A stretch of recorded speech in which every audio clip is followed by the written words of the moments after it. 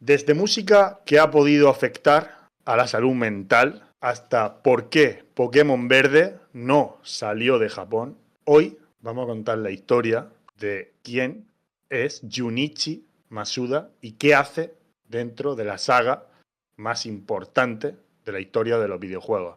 Jordi, público, bienvenido al legado de los 151. Bienvenidos a La Tónica Pokémon, el podcast donde lo friki es nuestra zona de confort. Prepárate para un viaje lleno de historias, curiosidades y personajes que han marcado a toda una generación. Relájate, dale play y acompáñanos en esta aventura.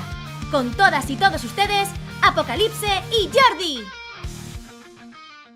El legado de los 151, parte 2. Jordi, un programa que ha gustado mucho, un programa que le vamos a meter mucho cariño, que cada vez iremos mejorando, seguro, sin ninguna duda. En este va a ser muy nostálgico. Tenemos muchas cosas que hablar. Yo tengo algunas cosas que enseñar que, vamos, jamás pensé que podría enseñarlo en un programa o en un podcast cuando se inventó la tónica Pokémon. La verdad, estoy muy contento de poder grabar este estilo de podcast, fuera también del tema de las entrevistas y tal. Nos ha ayudado también mucho a crecer. Aunque eso es lo de menos, siempre lo hemos dicho, alegra muchísimo y lo digo aquí porque más del 80% no estáis suscritos, que escucháis esto, lo entiendo, ahí también me pasa, pero si le vais a suscribirse sería fantástico. Lo digo también por nuestra gente de España, ¿vale? No me voy a enrollar mucho con esto, pero lo digo también por nuestra gente de España. Tenemos ahora mismo, dicho desde YouTube, un 45% de nuestro público es español, pero el restante es latinoamericano, la gran mayoría. Hay algunos en Estados Unidos, es verdad que en Estados Unidos estamos creciendo, no entiendo qué está pasando, pero estamos creciendo en Estados Unidos, pero es verdad que Latinoamérica ha crecido un montón. Tenemos más de un 11% en México y un 12% en Argentina. O sea, me parece tremendo. Así que un abrazo muy fuerte también a nuestros amigos latinoamericanos y españoles. Dale a suscribir. Vamos a crecer esto también un poco. Que somos de aquí, no por nada, es que somos de aquí. Así que, Jordi, repásame un poco, porque para el que llegue nuevo, que sepa de qué viene este programa, que no son entrevistas, repásamelo un poco y vamos a arrancar, ¿no? Con este legado. Vamos a ello. En el primer episodio hablamos de, bueno, súper importante quien no haya visto ese primero, porque hablamos del inicio y la creación de la saga Pokémon, de esa persona, Satoshi Tajiri, el que fue la persona más importante y por qué esta saga Pokémon ha tirado para adelante. Y un poquito de la creación de Game Freak, de la empresa de videojuegos que empezó siendo una simple revista, una mera revista, y acabó siendo pues la empresa de videojuegos y desarrollo que conocemos todos al día de hoy. Así que súper importante ese primer episodio, pero hoy vamos con otro nombre propio súper importante para esta mega saga que nos gusta a todos, y es Junichi Masuda. Así que vamos a empezar hablando de él y luego ya de los primeros videojuegos de la saga. Así que nos vamos a remontar a enero, el 12 de enero de 1968, viaje bonito al pasado, nos vamos a Yokohama y por supuesto nos vamos a Japón.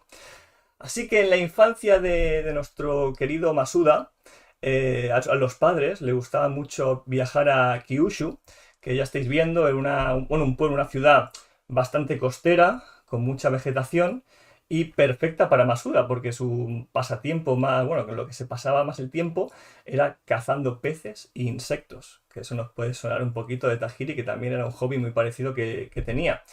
También sí que no destacaba Masuda por ser un chico muy extrovertido, no le gustaba mucho la gente, era bastante, bueno, no era muy social, pero bueno, tenía sus amigos, pero bueno, es que solía pasar tiempo más pues con sus hobbies así un poquito más apartadito. Una anécdota muy interesante es que cuando era niño pues solía crear ya sus propias melodías, utilizando instrumentos así caseros, así que ya esas bases de buen músico, ya de chiquitín, pues ya se le veía un poquito. También, aunque esto no se sabe mucho, le gustaba mucho dibujar.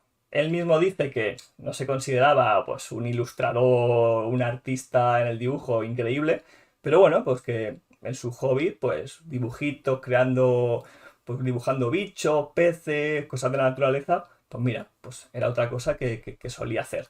Entonces ya nos vamos a meternos un poquito más en la música, ¿no? Ya en la secundaria, pues su primer instrumento, el que tocaba y ya perfeccionó más, fue el trombón. porque era súper, pero súper fan de la música clásica.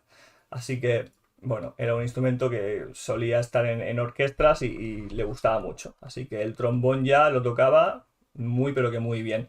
Luego ya más adelante, cuando ya era un poquito más mayor, se graduó en la Universidad Nacional de Bellas Artes y Música de Tokio, más o menos a principios de la década de los 90.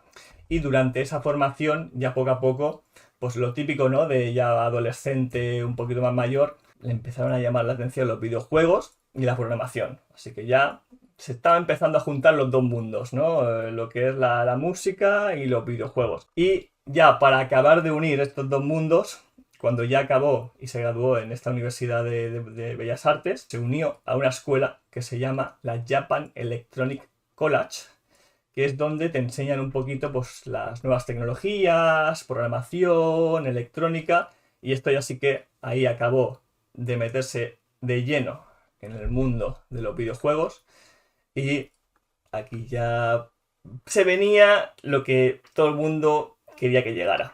Luego es muy importante porque claro, era una época, esto ya estamos hablando de los 90, era una época en la que o trabajabas o esto no te lo podías permitir. Entonces en su tiempo libre que tenía, pues trabajaba en un restaurante de ramen. Curioso que ese es bueno, es lo que tenía que hacer, ¿no? Si no, no podía ni haberse pagado los estudios de música ni de programación de videojuegos y tecnología.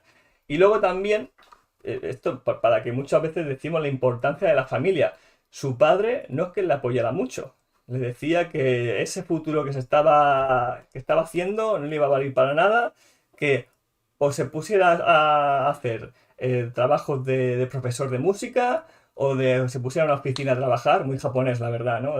Oye, chico de oficina, a sacarte tu dinero y déjate de tonterías de videojuegos y de nada. No. Pero bueno, para que veáis, si alguien tiene un sueño, hay que lucharlo. Y Suda luchó y poco a poco se interesó en una pequeña compañía que está empezando que se llamaba Game Freak. ¿Qué ha pasado aquí, Fran? Pues ni más ni menos que Junichi Masuda, Jordi, se unió a Game Freak en los primeros días de la empresa. Bueno, de una forma casual y a través de una serie de coincidencias. Masuda conoció a Satoshi Tajiri, el fundador de Game Freak, durante sus años de formación en la Japan Electronic College. Ambos compartían una profunda pasión por los videojuegos y a través de su amistad, Masuda se fue involucrando en el mundo del desarrollo de los videojuegos. Antes de que Game Freak fuera una desarrolladora de videojuegos, Tajiri la fundó como una revista de videojuegos, cosa que ya estuvimos diciendo en el anterior legado. Masuda, siendo un apasionado de los videojuegos, comenzó a colaborar con la revista, pues ya te digo, en sus primeros días, Jordi. En algún momento, Masuda pasó de ser colaborador en la revista de Game Freak a convertirse en un miembro activo del equipo de desarrollo. Aunque en sus primeros años no era un miembro oficial de la compañía, su entusiasmo y talento lo llevaron a formar parte íntegra de Game Freak. Cuando esto comenzó a transformarse en un estudio de desarrollo de videojuegos, su primer trabajo fue relacionado con la música. Fue para el Mendel Palace, donde creó su primera composición. Recordemos que era un videojuego arcade, ¿no? Ya lo estuvimos también aquí hablando. Era de acción rompecabezas de 1989 para la NES.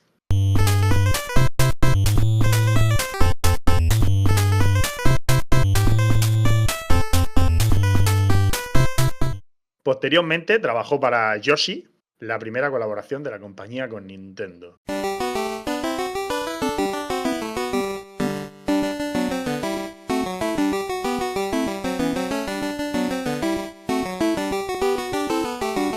Donde ya entraban dentro un poquito del mundo ese de Mario que tanto hablemos y que tanto les gustaba, ¿no? Porque con ese estilo de videojuego arcade, pues molaba mucho en esa época. Hombre, ya estamos viendo que trabajó en la música del primer juego de Game Freak y luego ya llegó al punto de hasta en Yoshi, de juegos de Nintendo. O sea que ya empezó a un nivel de decir, ostras, apunta maneras, son ya títulos que, bueno, a lo mejor el Mendel Palace, pues bueno, siempre se recordaba como el primer juego de Game Freak, ¿no? Oficial, y luego Yoshi, que es de Nintendo. Ya tenía, digamos, un renombre, ¿no? Dentro de la compañía que acababa de empezar, pero ya estaba trabajando muy bien. Pero claro, esto se queda corto cuando ya tiene que trabajar para Pokémon Rojo y Pokémon Verde. Videojuegos que salieron en 1996 en Japón, y Masuda fue el compositor principal. Lo que significa que la mayoría, por no decir todas, las melodías icónicas que conocemos de ese juego fueron por su culpa. Así que luego las repasaremos, así las más icónicas, las que nos parecen más interesantes, pero para que veáis que empezó muy muy fuerte y bueno, súper importante. O sea que la música en los juegos de Pokémon, como todo el mundo sabe, es una parte fundamental, ¿no? De la experiencia del jugador, y el trabajo de Masuda en la creación de estas melodías pues ayudó a dar vida al mundo del juego. Porque claro, ahora mismo estáis viendo pues lo que es el videojuego en sí, ¿no? El Pokémon rojo y verde. La verdad que es complicado con esos gráficos meterse, ¿no? En el mundo. Para a lo mejor para la gente de la época pues es un poquito más fácil, pero para nosotros se ve muy lejos. Pero claro, al tener esa música que te mete tanto dentro del juego, pues es mucho más fácil. Y sobre todo para ese tipo de juegos que los gráficos no eran sus fuertes, pues esta música es lo que daba vida literal al juego. Pero incluso Masuda, también aparte de la música, era muy importante en otras cosas y estuvo involucrado en la programación del juego. Aunque el desarrollo de los primeros juegos de Pokémon estuvo muy marcado pues, por Satoshi Tajiri, Ken Sugimori, que recuerdo, el creador y el diseñador de los primeros 151 y mucho más, eso para que no lo sepa, vayan al primer episodio. Pues aparte Masuda pues, contribuyó en su conocimiento en programación y tecnología pues, que hizo en esa escuela, ¿no? que antes hemos comentado. Entonces estuvo particularmente, bueno, dando mucho apoyo y trabajando mucho en ayudar a esa programación, porque claro, la consola, la Game Boy de la época, pues tenía sus limitaciones y cualquier ayuda en técnicas y hardware era bienvenida para esa época. O sea, cualquier programador, si le podían ayudar, mejor. También, bueno, el papel de Satoshi Tajiri fue como director y creador principal, pero Masuda ayudó a la dirección creativa también. Cualquier idea que Satoshi Tajiri tenía, se la decía a Masuda y él decía, ostras, pues me parece bien. Hoy, pues a lo mejor por aquí yo tiraría por acá. O sea, era una persona que se podía hablar, se le podían dar las ideas y pues te podía ayudar por aquí y por allá. O sea que la verdad que no sabía que estaba tan dentro de otros aspectos que no era la música. Y para acabar ya, que esto también es súper importante para la creación de un videojuego, son los efectos de sonido. Mucha gente piensa que esto lo mete en lo que es la música. No, no, no. Esto es completamente diferente. Los efectos de sonido ya son los sonidos, los gritos de los Pokémon, que son súper míticos. O sea, esto también es súper importante. Cuando te curan en el centro Pokémon, cuando coges un ítem, cuando subes de nivel, esto también lo hizo Masuda.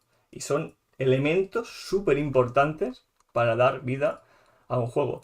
Así que, para la gente que solo pensaba que estaba metido en la música, Masuda se expandió y ayudó en todos los ámbitos. Así que es una pasada, Fran.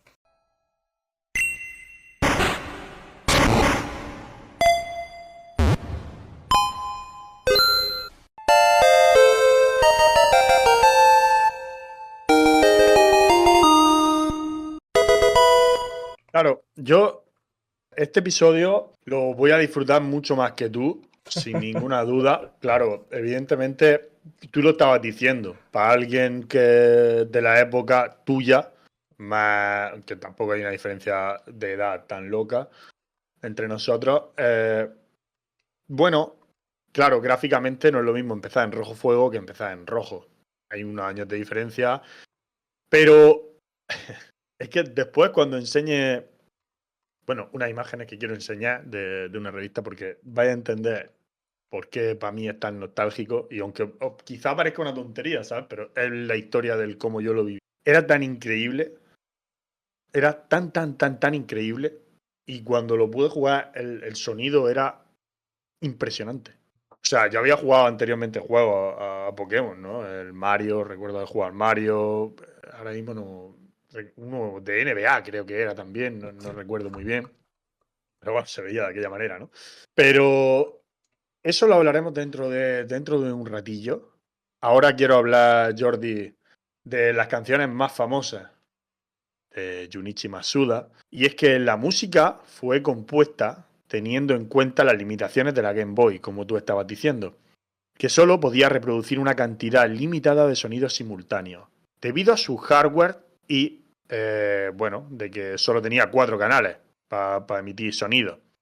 Esto significa que las composiciones deberían ser simples, pero efectivas, con un uso eficiente de las notas y los canales para maximizar el impacto emocional, cosa que hizo sin ninguna duda. La música de la Ruta 1, donde el jugador inicia su aventura, es suave y alegre. Este tema es uno de los primeros que los jugadores escuchan al comenzar el juego, y su tono alegre se convirtió en una de las melodías más queridas por los fans de esta serie. La verdad que sí. Es que, bueno, esa Ruta 1 yo creo que cualquiera... Es que gente que se ha pasado el juego una vez, ¿no? Por pasar la experiencia, y yo creo que lo tiene en la cabeza total.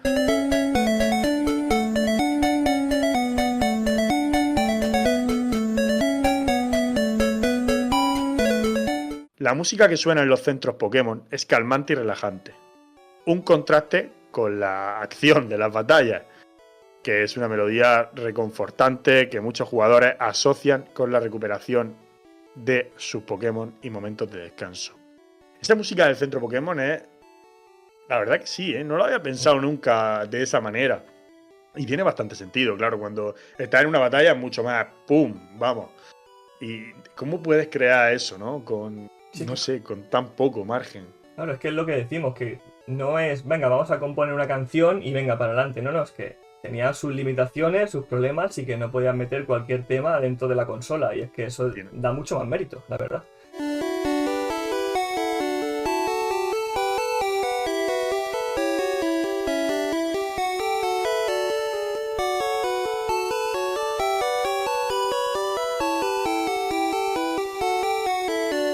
La música que suena cuando te enfrentas al campeón de la Liga Pokémon es otra pieza de gran relevancia. Su tono épico y desafiante es uno de los recuerdos más emocionantes de los jugadores que completaron el juego. La verdad es que sí. Jugar contra Azul en esa final, la verdad que eso siempre se quedará en la cabeza de la infancia, madre mía, qué locura.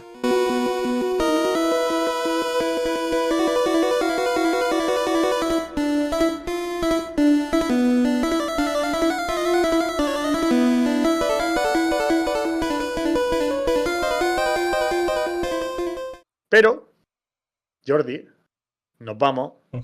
El tema, yo diría el tema, ¿no? De esta saga de videojuegos, al menos de la principal, evidentemente, aunque yo diría que es top 10 de las más llamativas o impactantes, segurísimo, sin ninguna duda, ¿eh? Mira que han pasado muchos juegos de Pokémon por las manos de Junichi, y es la música de Pueblo La Banda.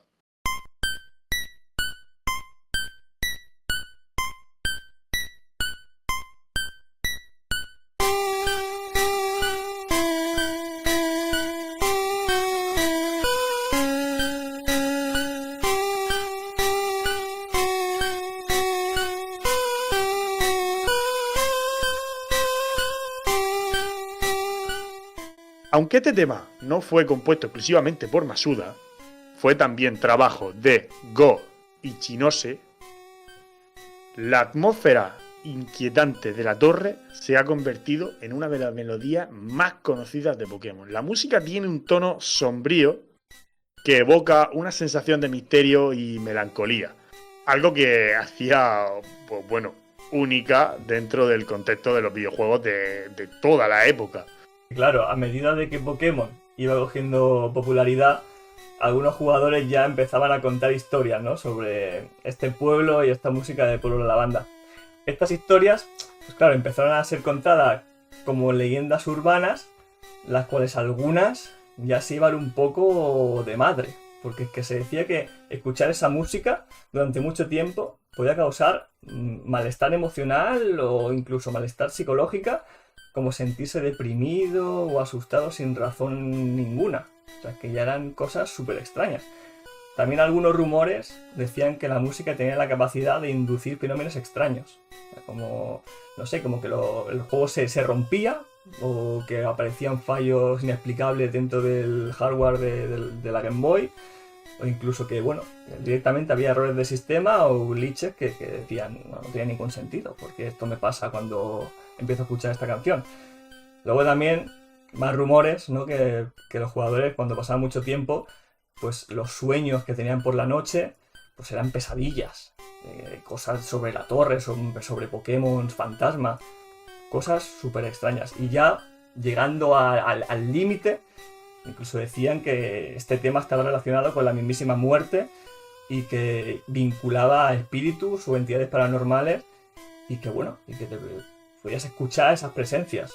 O sea, fijaos hasta qué punto el fenómeno por la banda llegó a ser, ¿no? En esa época. A mí, decirte... Bueno, en esa época crear un rumor era como relativamente fácil, ¿no? Y algo tan venido de algo diferente como puede ser esa música, porque cambia completamente. Sí que es verdad que pues, hemos visto la música de las rutas, están muy bien, van variando, varía el combate, varían varias músicas diferentes dentro del juego, pero es verdad que esta es como muy tenebrosa, ¿sabes? De verdad es tenebrosa, sonaba así. Pero bueno, es que era un cementerio. Era un cementerio dentro de un videojuego. Estamos hablando de un juego para niños, ¿no? Y yo creo que para muchos niños, en ese caso, el cementerio era como algo muy a evitar, ¿no? Incluso por parte de los padres. Algún tema que, pues, la gran mayoría no habla, ¿no?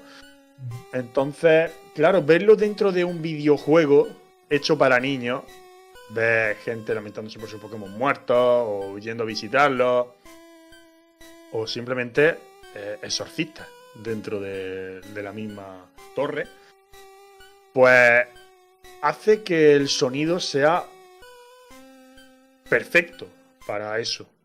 Pero sí es verdad que es muy impactante. Yo lo he jugado y créeme, le he echado muchísimas horas y ni he tenido sueños raros, ni ha pasado nada. De hecho, como todo el mundo sabe, mi Pokémon favorito es Gengar. Y en ese caso empezó siendo Haunter, porque me acuerdo que no paraban de salir Gastly. Y en el momento que apareció ese Haunter, yo me creía que era la persona más feliz del mundo. Como decía, solo me apareció a mí, ¿sabes? En esta época, es lo que te digo, no había mucha cosa. Y yo, de repente, me parece un Haunter y digo, el juego está mal. ¿Por qué? ¿Por qué me salió un Haunter, sabes? Claro, es verdad. Esa es la historia del por qué me gusta tanto Haunter.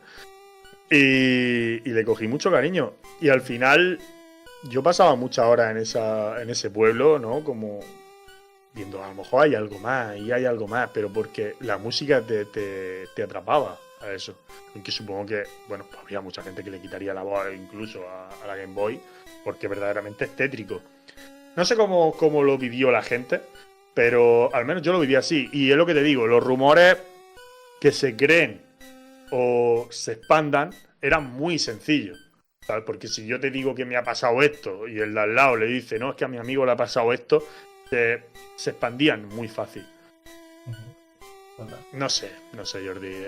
Claro, tú la primera vez que lo escucharías pues sería muy diferente, ¿no? A lo mejor, ¿o qué? Bueno, ya fue, claro, en Rojo Fuego Verde Hoja. La verdad que el tono, sí que ahora hablaremos, lo han ido cambiando un poquito, porque después de, claro, tanta polémica, pues han ido cambiando un poquito la entonación de algunas notas para que no sea tan tétrico. Pero igualmente, en Verde Hoja Rojo Fuego, todavía ese aura, ¿no? de terror seguía estando. Cuando apareció ese Ghost por primera vez, sin las gafas, ¿no? Que podías verlo, yo me quedé impactado. O sea, justo esa música, luego de repente la música de combate, a lo que está pasando, no lo puedo tocar ni capturar. Una locura esa sensación.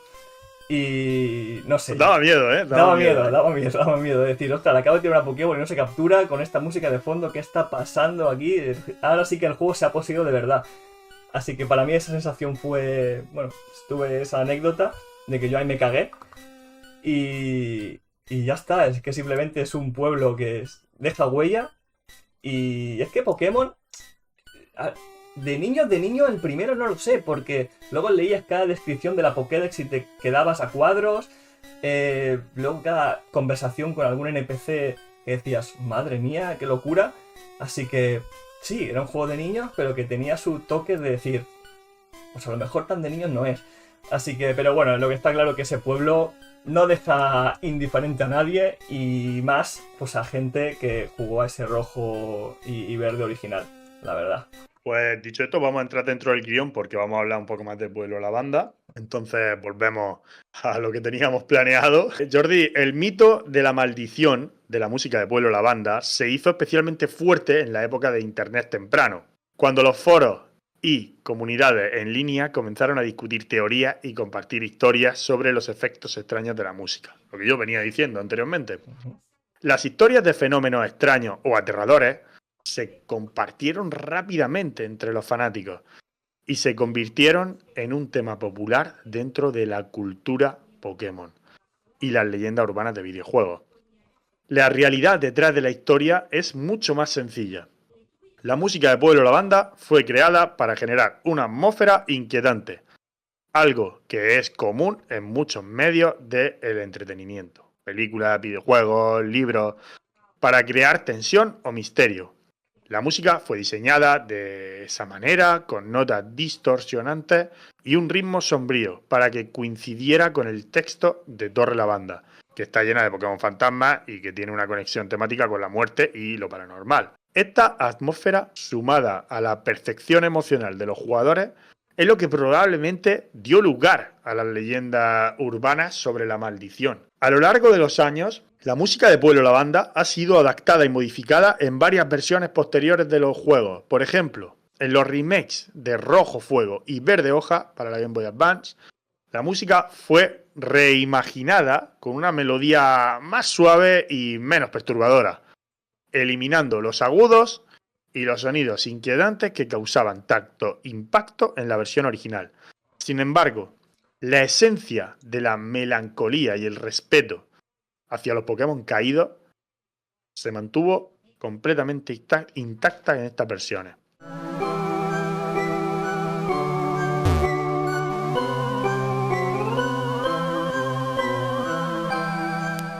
Además, en juegos como Let's Go Pikachu y Let's Go Eevee para la Nintendo Switch, la música de Pueblo Lavanda fue completamente reformulada para un público más amplio, siguiendo una tendencia más ligera, pero aún conservando el ámbito nostálgico y tranquilo del lugar.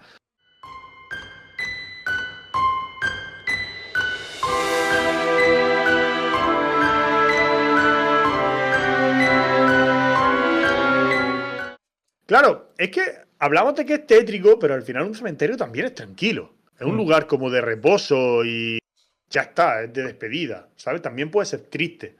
No tiene por qué ser de miedo. De hecho, es que no debería ser de miedo, ¿no?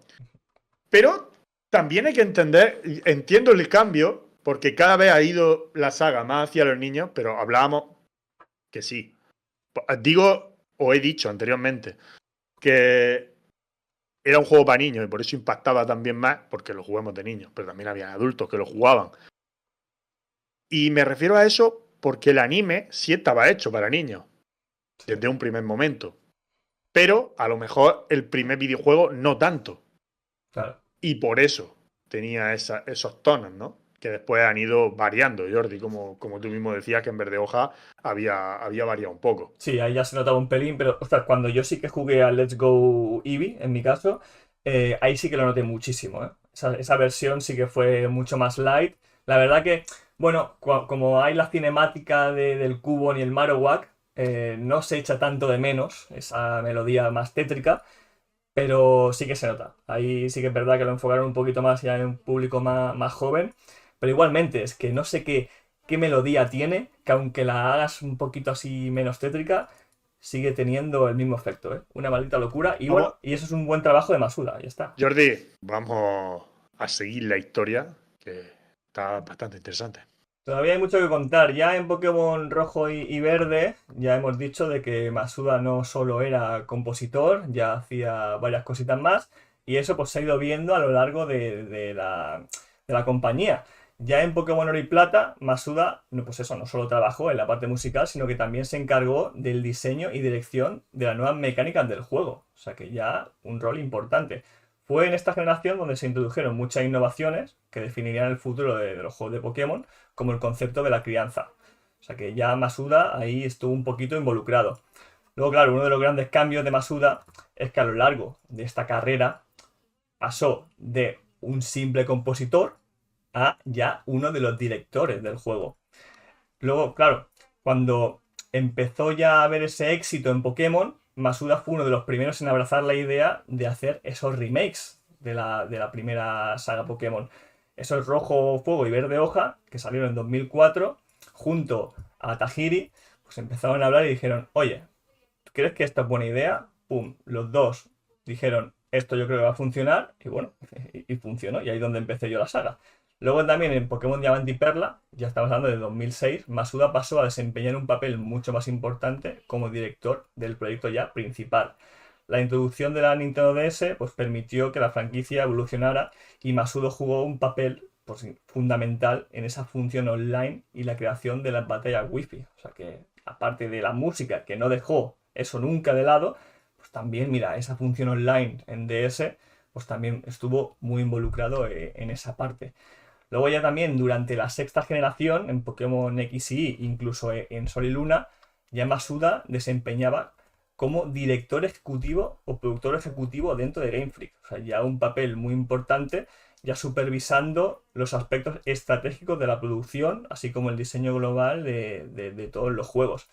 Y ya al día de hoy, pues ya directamente es el director ejecutivo, ha estado a cargo de decisiones súper importantes y amplias como el futuro de la franquicia, incluyendo proyectos como las plataformas móviles, eventos globales como el Pokémon Go Fest y el desarrollo pues, de la serie principal de juegos en Nintendo Switch. O sea que estamos hablando ya de un peso pesado dentro de la compañía actual de Pokémon y que eso, como ha ido poco a poco escalando de ser el compositor, sí, el principal de la saga, muy importante, hasta ya el puesto de director ejecutivo. Un escalafón, poco a poco, hasta ser, pues eso, el pilar, uno de los pilares más fundamentales de Pokémon actualmente. Una locura. Sí, a ver, Jordi, esto me parece importante, ¿no? El crecimiento que ha tenido él dentro de la franquicia, bueno, se ha podido ver. Y a día de hoy es que sigue siendo. De hecho, yo estoy seguro de que el que no haya escuchado el programa anterior habrá mucha gente que cree que es el creador de Pokémon, ¿no? Sí. Que no esté muy metido dentro del lore de esa historia, creerá eso, porque es que más, yo el nombre que escuchaba antes de estar metido en esto siempre era Junichi Masuda, Junichi Masuda, Junichi Masuda, todo el rato. Sí. Más que Tajiri. Que en ningún caso escuchaba Tajiri. Sí, para que vea la importancia de la música. Y sí que es verdad que a lo mejor cuando empezó la saga, sí que Tajiri era, ¿no?, el nombre propio más aclamado, pero sí que es verdad que según... Y también como había menos medios. Exacto, había menos medios y también es verdad que Tajiri poco a poco se ha ido un poco más apartando, ¿no?, de coger un rol menos importante y Masuda al contrario, ha ido de menos a más. Entonces, claro, en la actualidad pues ha ido hablando más de Masuda. Pero sí, aquí el mérito es de Tajiri, de la creación de Pokémon y la música y esos escalones más que ha ido creciendo de Masuda, sin duda. Bueno, siempre se ha hablado mucho de que había muchas diferencias con Tajiri, de que han habido muchos problemas dentro de su relación con el creador de Pokémon. Y Jordi, vamos a hablar un poco sobre esto, si te parece. A lo largo de los años, tanto Satoshi Tajiri como Junichi Masuda, los dos principales responsables del desarrollo de Pokémon, han enfrentado algunos desafíos y situaciones problemáticas, tanto dentro de Game Freak como fuera de ella. Sin embargo, hay que aclarar que muchas de estas situaciones no son necesariamente problemas graves, sino más bien diferencias de enfoque, decisiones de desarrollo o presión externa que forman parte de cualquier gran proyecto dentro de la industria, pues de los videojuegos y el entretenimiento, ¿no? Una de las principales dificultades que Tajiri y Masuda se enfrentaron a lo largo de los años fue la enorme presión por mantener el éxito de la franquicia Pokémon. Tras el lanzamiento de los primeros juegos, la franquicia se convirtió rápidamente en un fenómeno global, lo que lleva a una expectación muy alta de los seguidores. Ambos creadores tuvieron que lidiar con la presión de cumplir las expectativas y de mantener la calidad de los juegos en un nivel constante. En varias entrevistas, Masuda y Tajiri han hablado sobre la dificultad de innovar y mantener frescos los títulos sin perder la esencia que hizo que los juegos fueran tan exitosos. Esta presión constante fue un desafío, especialmente cuando la franquicia comenzó a crecer y a expandirse más allá de los videojuegos, con el anime, las películas, el merchandising. Es que yo lo veo normal. ¿Cómo no va a tener diferencia? ¿Cómo no va a discutir, no? Si nosotros, Jordi, ya podemos discutir en un proyecto como este que es minúsculo, ¿no? ¿Cómo no van a discutir ellos? Y la presión que tuvieron que sentir de hacer un primer videojuego, o incluso la revista Game Freak, que ya tendrían sus diferencias, de estar bien a decir, hostia, que esto está vendiendo, esto está funcionando, aquí qué pasa, ¿sabes? Y ahora entramos en Yoshi, y ahora entramos en lo otro. Y hemos creado nuestro propio videojuego y ya vendido como churros. Jordi, la presión que tienes que sentir de decir, no, es que quiero otro videojuego y sacamos videojuegos cada 3 años y tiene que ser una locura. Es que luego hablaremos de números, pero es que claro, cuando tú sacas un videojuego, estás a cargo de una compañía y tu videojuego empieza a vender millones de copias, eso tiene que ser una locura. Es decir, ¿y ahora cómo mantengo esto? ¿Y ahora cómo sigo esto? Y claro, es un equipo, tienen que estar de acuerdo. Sí que hay rangos, como hemos visto, pero tiene que haber una simbiosis entre todos. Entonces eso es complicado, siempre hay diferencias. Pero bueno, poco a poco pues han ido aclarándose las ideas y ya está. Y cuando uno cede más que otro y un poquito más, pues ya está, poco a poco. Pero sí que es complicado, es claro que es complicado, muy difícil. Haciendo, Jordi, un poco una conclusión de lo que hemos hablado de Junichi Masuda, tenemos claro que es una pieza clave en la creación, evolución y expansión de Pokémon, que ha influido en la dirección creativa de muchos de los videojuegos más importantes, ha innovado con sus mecánicas y ha ayudado a construir la franquicia en una marca global. Su trabajo y legado siguen siendo fundamentales para el éxito continuado de Pokémon en esta actualidad del mundo de los videojuegos. Jordi, si te parece bien, vamos a deleitar a la audiencia con algunas de las canciones más importantes de Junichi Masuda, especialmente ya en toda esta época, actualmente, hasta la actualidad, ¿vale? Las piezas que más nos han gustado que él ha creado, al menos a nosotros dos, y le damos un repaso a qué programa están escuchando, ¿vale? Que la gente pueda recordarlo, y arrancamos con rojo, verde, azul y amarillo.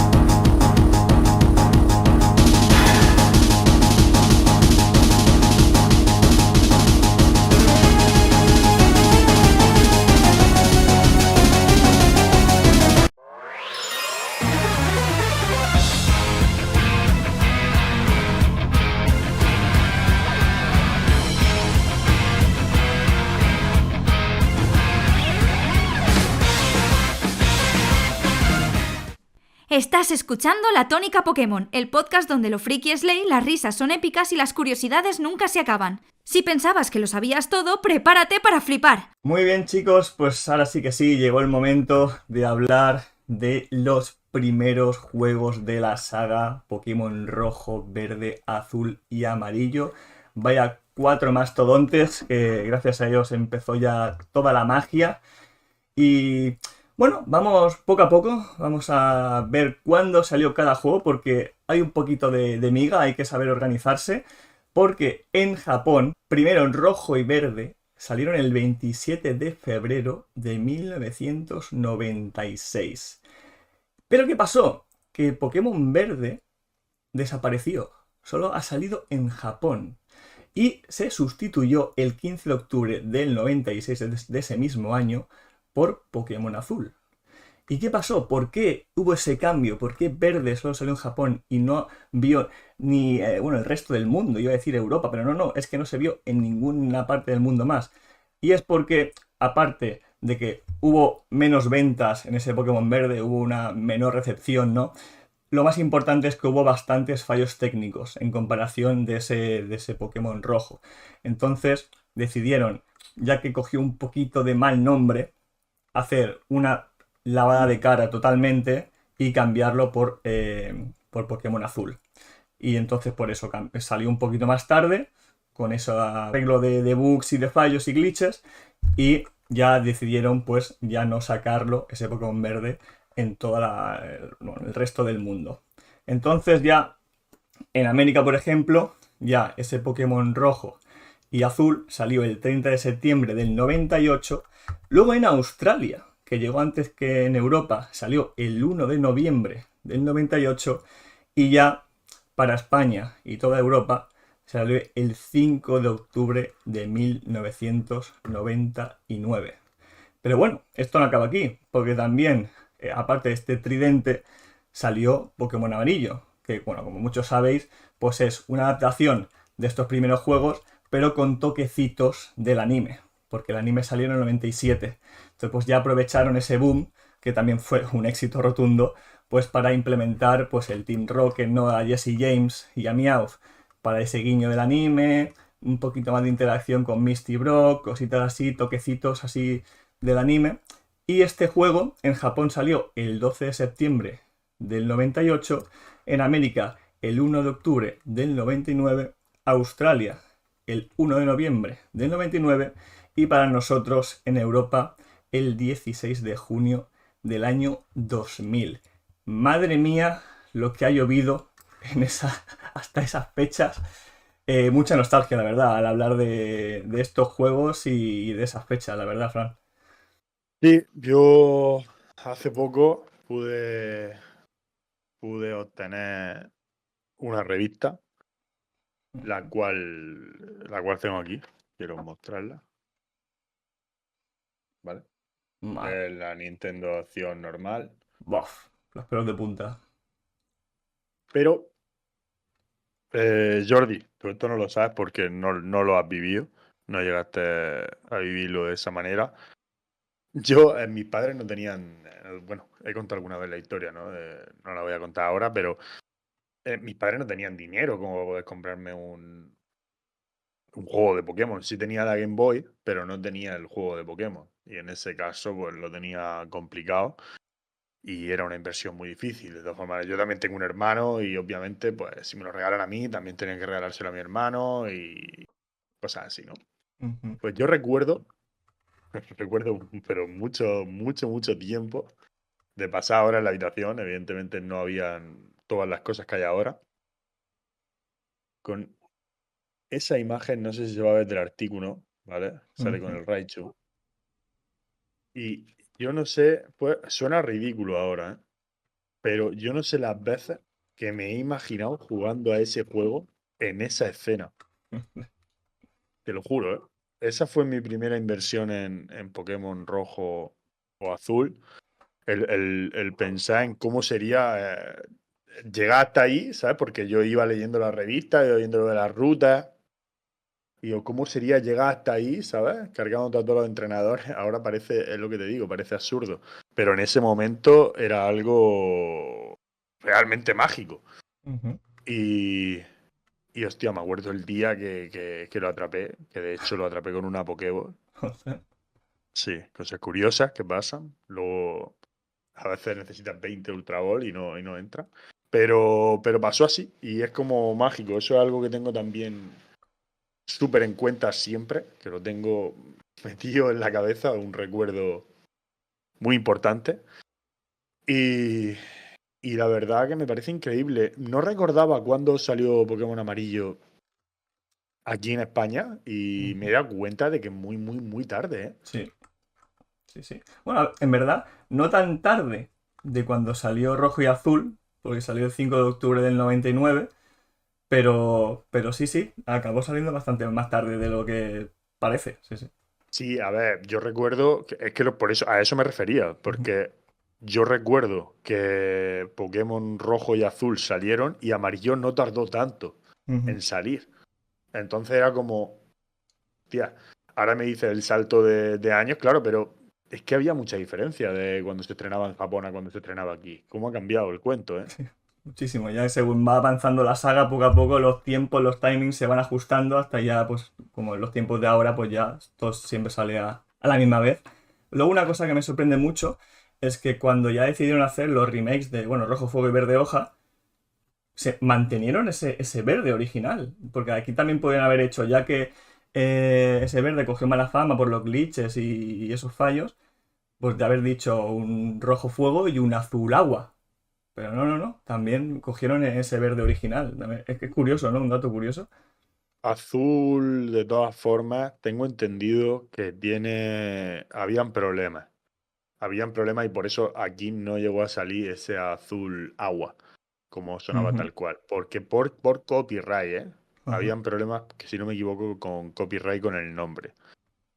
Creo, no estoy seguro. Eso del tema de derechos de autor y cosas así. No sé si sería copyright o no lo sé. Pero es el tema de derechos, ¿eh? Ujú. Habría podido tener problemas Pokémon con eso. Curioso. Pero bueno, entrando un poco más, Jordi, si quieres, en la idea de los gimnasios de Pokémon, por ejemplo, Ujú, la idea de los gimnasios en Pokémon tiene una base en los juegos de rol, ¿no? RPG tradicionales y otras influencias de la cultura japonesa. Aquí hay algunos aspectos que contribuyeron a la creación de esta mecánica. RPG y juegos de aventura.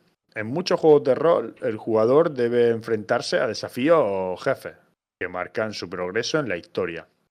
En Pokémon, los líderes de gimnasio son los jefes que los jugadores deben vencer para obtener una medalla que les permita avanzar a la siguiente etapa del juego. Esta estructura recuerda a cómo en muchos RPG los jugadores tienen que superar, pues bueno, jefes o enfrentarse a las típicas cavernas ujú. para continuar su viaje. La influencia de la cultura japonesa en Japón, la idea de los gimnasios podría estar inspirada en las competiciones deportivas que hay en las escuelas de artes marciales. Los gimnasios en Pokémon se asemejan a un lugar de entrenamiento o prueba donde los entrenadores deben demostrar su habilidad. Además, el concepto de medalla es como un símbolo de, joder, lo he hecho bien, lo que da un contexto adicional a la mecánica de los gimnasios. Los gimnasios proporcionan una estructura de progreso clara en el juego, permitiendo a los jugadores enfrentarse a líderes especializados en un solo tipo. Por ejemplo, Brock con roca, Misty con agua. Bueno, tenemos más gimnasios como el de veneno. Hemos tenido tipos, ¿no? Que tampoco son todos los tipos. Eso es algo que impacta. La oportunidad de pensar estrategias y en qué equipo usar para ganar cada combate es lo que le añade esa profundidad al juego y lo hace cuanto menos interesante, ¿no? Porque ahora quizá lo vemos como fácil, bueno, jugando a Pokémon Rojo lo veríamos fácil, especialmente los que ya sabemos jugar. Yo estoy seguro de que la experiencia de juego de una persona que no ha jugado nunca sería súper complicada. Ujú. Pero lo que es verdad que no hemos criado con eso, lo hemos visto en todos los sitios, hasta en la sopa, ¿no? Con el anime, aunque el anime a veces, bueno, ya sabemos cómo es con el tema de los tipos y eso. Ostras, era complicado al principio. Yo me acuerdo el jugar y enfrentarme al Onix de Brock con el Venganza.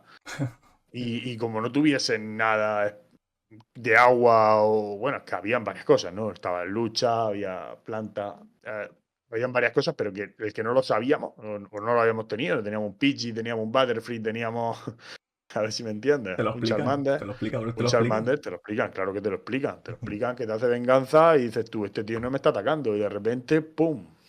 Sí, Fuera. como no te haya dado por girar a la izquierda y coger al Mankey en esa ruta, tú vas para adelante, Bueno, llegas a Brock y... estaba, Estaba también el Nidoran Sí, hembra o macho también. con doble patada. Uh-huh. Pero a lo mejor no lo habías llegado hasta ese nivel. Claro. Pues no había aprendido doble patada, ¿sabes lo que te digo? Y tú no lo sabes. Uh-huh. Y directamente va y va a enfrentarte contra él y te revienta con venganza. Uh-huh. Tú te crees que arañándolo va a hacerle daño y no, amigo mío. O sea que creo que la idea, porque hablamos desde un principio, me parece muy interesante, ¿no? En un videojuego. Había Sí. pues muchos temas de balanceo de juego a partir de los gimnasios, como por ejemplo el de que no te hacen caso a partir de qué nivel. Eso para que a lo mejor no te flipes leveleando y llegues al gimnasio nivel 30 y la pobre Misty estaba al 21. Entonces ahí a partir, que eso me pasó cuando un amigo mío me intercambió un Machoke a Machamp para evolucionarlo, que fue, bueno, fue apoteósico porque no lo sabíamos que evolucionaba, esos momentos también eran preciosos. Y claro, me lo pasó creo que al nivel 40 y pico y yo estaba en Misty. Y que no me hacía caso. Y yo, pero esto qué pasa? Esto porque no es mío. Porque... Al final llega un momento, no lo recuerdo, porque hace mucho tiempo de eso, pero vuelve hay en algún momento que te hace caso porque pone Sí, está vagueando sí. o no te hace caso, pero de repente hay algún momento en algún turno que sí que ataca. Sí, Claro, y es lo destroza. como un ausente de slacking, pero un poco más heavy. Hay como un porcentaje en el que te va a hacer caso y el que te no. Y pues sí, era decir, no entiendo por qué, porque no es mi Pokémon y entonces al ser tan fuerte era muy chulo. Y luego ya pues te decían eso, a partir de nivel 20 ahora ya sí que te van a hacer caso, a partir de X nivel. Y pues eso era una mecánica de balanceo, aunque en esa época pues mira, no le dábamos importancia y lo es. Y también el de bloquear MOs para avanzar en la historia. Estaba todo muy bien, bueno, pensado para que la historia pues tuviera un hilo. Y bueno, es que es la base del juego, los gimnasios. Sí. Luego también otra de las bases es, bueno, la historia. Y una de las, aparte de ser el mejor entrenador de la región, es bueno, la trama de los villanos, Giovanni. Giovanni es un personaje súper importante en este juego, luego en muchos más y en el anime. Y bueno, Tajiri ya dijo que la historia de los gángsters, los criminales, en alguna entrevista dice que le gustaba mucho y pues eso, ese personaje así de la mafia, de tema criminal, esa personalidad pues fría, ¿no? De autoridad, ¿no? Que dices, "Ostras, estoy enfrente de una persona que tiene una actividad fuerte, ¿no? Que es el jefe de la mafia tradicional que impone. Entonces es muy importante ese rol de villano en una saga, que ese villano pues tenga, bueno, pues un propósito oscuro, que lo veas imponente y que, bueno, sobre todo yo siempre lo digo, que en las películas, si hay un muy buen villano, esa película tiene mucho potencial, pues lo mismo en los videojuegos. Y claro, como en este mundillo, traficar con, pues, como podría ser la vida real, con sustancias, con cosas, pues aquí no se vería bien. Pues aquí lo más poderoso de la región que son los Pokémon. Y de eso iba, ¿no? Pues el tráfico de robo de Pokémon, manipulación de estos mismos para fines propios suyos. Y luego, pues, también incluso el intentar tener el poder, ¿no? De toda la región. Era un poco más dictador, ¿no? Incluso Giovanni, si nos ponemos a verlo más fríamente. Y que luego, pues te enfrentas a él al final de todo en ese gimnasio, ¿no? De Ciudad Verde que dices, ostras, estoy llegando a ese objetivo de la liga y el último paso para llegar a ese, bueno, a mi sueño, ¿no? De ser el mejor entrenador del mundo es contra el villano que me llevo enfrentando durante todo el juego. Muy bien, está muy bien ligado y muy chulo. Y luego, claro, esa estructura del equipo Rocket, que está muy bien llevada. Te lo vas encontrando poco a poco. Luego en Pokémon Amarillo, pues meten ahí el guiño de Jesse James y Meowth. Que en verdad en el juego no los dan como el alivio cómico, ¿no? Como que son unos perdedores. Aquí en el juego los ponen un poquito más serios. Que bueno, que le revientas, como Ash en la serie. Pero que también están un poquito más. Sí, a ver, en amarillo lo sustituyen por los típicos Sí, como los reclutas. jefes. Sí, Sí, mini como los jefes. jefes. Sí, Sí, sí, los sí. que van por encima de los reclutas. Ujú. Sí. O sea, son los que lo sustituyen. O sea, ya, esos ya suelen costarte más. Sí. De hecho, a más de uno se lo habrán explicado. Yo recuerdo también que está ligado muy bien el juego en el aspecto de A veces era muy frustrante. Yo recuerdo, es que volvemos a lo mismo, no habían guías, no había nada. Era muy frustrante solo el empezar y decir, ¿por qué este tío no me deja pasar? ¿Sabes? Simplemente, ¿por qué hay un tío durmiendo en medio del camino que no me deja pasar, tío? ¿Sabes? Era como, ya ves tú qué tontería, que podían poner un muro y no pasa hasta que se abra una puerta o cualquier cosa, ¿sabes? Pero era como a ese tío lo odiaba. Y, y luego que el gimnasio estuviese cerrado era como decir, hostia, mira, ya está aquí el primer gimnasio, tío, qué bien, qué ganas, ¿no? De enfrentarme ya. Y no, el gimnasio está cerrado, no me acuerdo si ponía que estaba cerrado o que el líder no estaba, no me acuerdo si podía entrar dentro, pero si podía entrar, bueno, pues evidentemente no estaba Giovanni. Yo Y donde me volví loco es lo de los policías para darles el té en sí, Ciudad y eso Azafrán. Qué es, locura. bueno, el té, cómo se Bueno, nota que eres, que avanza, ¿no? El agua fresca, que es lo que el agua pedían. fresca fue en Agua la... fresca o refresco o algo así pedían. Sí, sí, sí, sí, era como decir, pero ¿y dónde consigo eso? Es que ahí sí había que investigar, ahí sí había que subir hasta el último piso. Yo creo que no hay, que no lo sé, igual sí, yo creo que no hay ningún NPC que te diga, sube al último piso y pulsa la máquina. No. O sea, no lo recuerdo, yo creo que no hay ninguno. ¿Sabes? Entonces, como decir, búscate la vida. No es como ahora, joder. Y si este juego, bueno, aunque no estaba tan pensado para niños, Dios, no lo pongáis tan fácil a veces. Que digas, le das al pause y te sale a la izquierda. Tienes que ir a tal sitio y hacer esto y esto. Ujú. Hostias, no. Busca esa complejidad. Porque le daba vuelta al coco. Ahora de pensarlo, llevamos años que no lo hemos jugado y todavía recordamos por cómo conseguimos el agua fresca, Ujú. ¿sabes?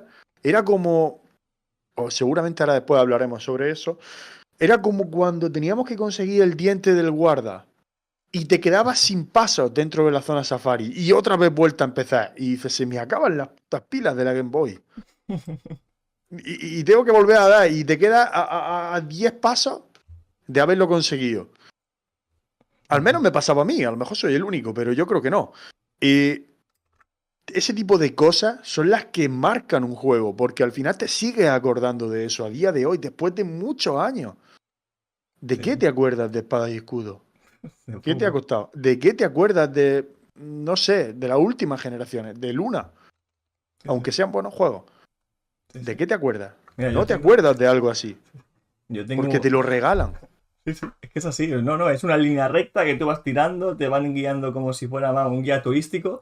Yo, por ejemplo, tengo una, justamente con el artículo que has mencionado antes, de hacer el puzzle de las piedras, que madre mía lo que me costó eso, para parar la corriente y poder hacer surf para llegar a él. De la emoción de haber llegado, darle, matarle sin querer y decir, mierda, la tengo que apagar. Y volver a empezar en la entrada de la isla Espuma y decir, no me lo puedo creer que tengo que hacer otra vez el puzzle. Yo me quiero morir, me quiero matar. O sea, tío, A estas eso, cosas son muy, muy chulas, tío. es que a eso me refiero, Jordi. Son cosas que, joder, te, te marcan, ¿entiendes? Y estoy seguro de que a la gran mayoría de oyentes les ha pasado. Entonces, ¡buah!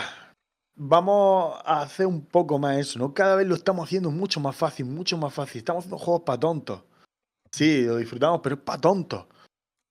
¿Vale? Aunque entendamos mucho más los videojuegos, porque anteriormente no jugábamos tantos videojuegos, porque no habían tantos tampoco. Mm, No al menos de pensar. Era sí. muy arcade, muy fácil.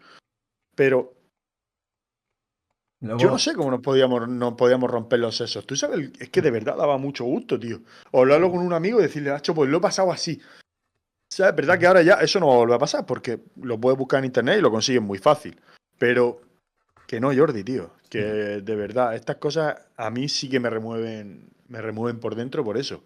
Porque es que yo sé las horas que he tenido que correr detrás para un lado para otro y decía, cho, pero me estoy volviendo loco, que se me escapa. Incluso yo recuerdo, no lo sé muy bien, porque es que ya te digo, son recuerdos vagos. Quizá haber empezado el juego por creer que me ha faltado un objeto por conseguir o algo y decir, hostia, ¿por qué capullo no se va al guardia de aquí? puede ser, puede ser. Sí, sí, sí, sí. Que haya sido Te por lo algún juro, ¿eh? fallo tuyo que no hayas cogido algo y decir, vale, pues esto ya Cualquier se cosa. acabó. Y ya ves tú que aquí puedes volver atrás. Ujú, Pero recuerdo haberlo empezado ya a volverme loco. ujú. Y ahora, mira, ahora hablaremos de los primeros 151, pero otra cosa que ahora lo que pasa es que como lo tenemos tan todo pues en la mano, lo bonito que era de entrenar un Pokémon y no saber si iba a evolucionar o no, a qué Uh, nivel, de qué bueno, manera, bueno, bueno. Bueno, bueno. ahora, Habían Pokémon malos que podían salvarse. claro, ahora ya, y yo soy el primero, de en cuanto salga pues la 10ª generación, en ver todos los niveles, todas las evoluciones, todo. Antes es que no tenías eso a mano.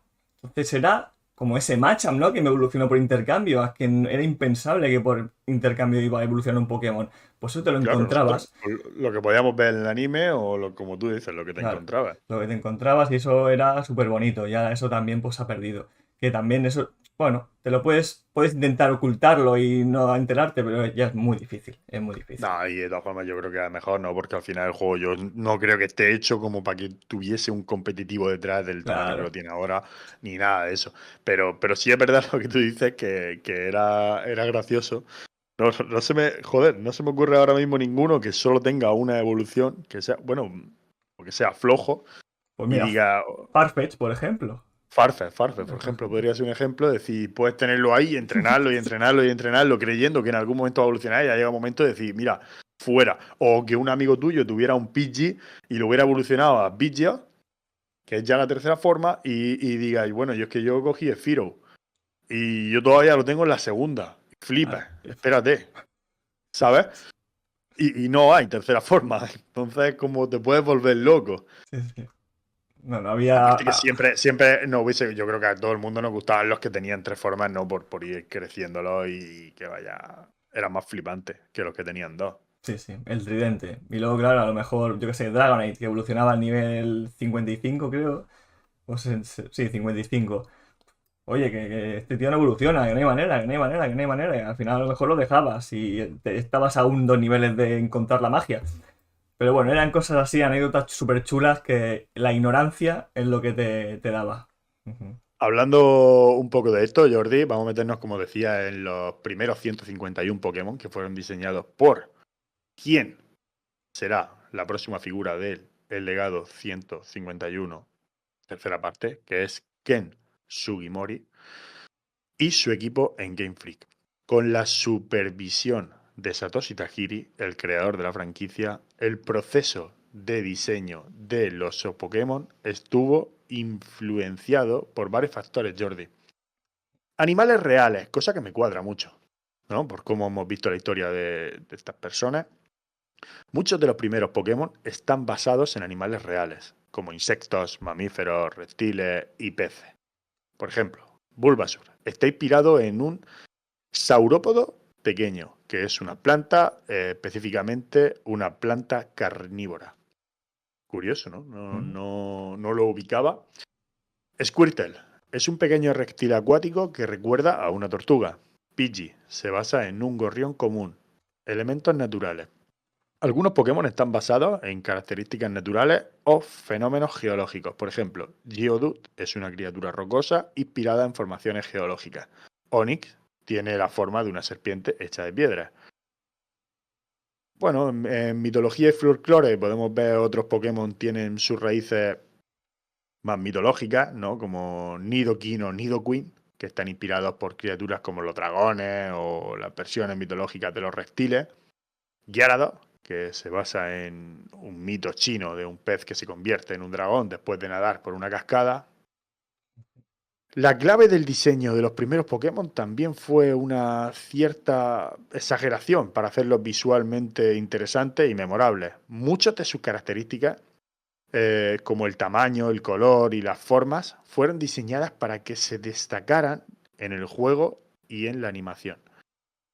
En los primeros 151 Pokémon también se exploraron las ideas de los tipos agua, fuego, planta, etc., ¿no? Lo que se reflejó en su diseño. Esto les dio una sensación de variedad y complejidad, a pesar de ser en su mayoría criaturas sencillas y fáciles de reconocer. La naturaleza japonesa y el amor por los animales también influenció en el diseño. La fauna local, como insectos y peces, es muy representativa en los primeros 51 Pokémon, ya que se intentó reflejar un entorno familiar y accesible para los jugadores. De hecho, es verdad, hay muchos Pokémon que son insectos o serpientes, o fácil, ¿sabes? Se ven fácil, o plantas directamente. Y bueno, y incluso Pokémon de tipo agua, que está Goldeen, está Magikarp.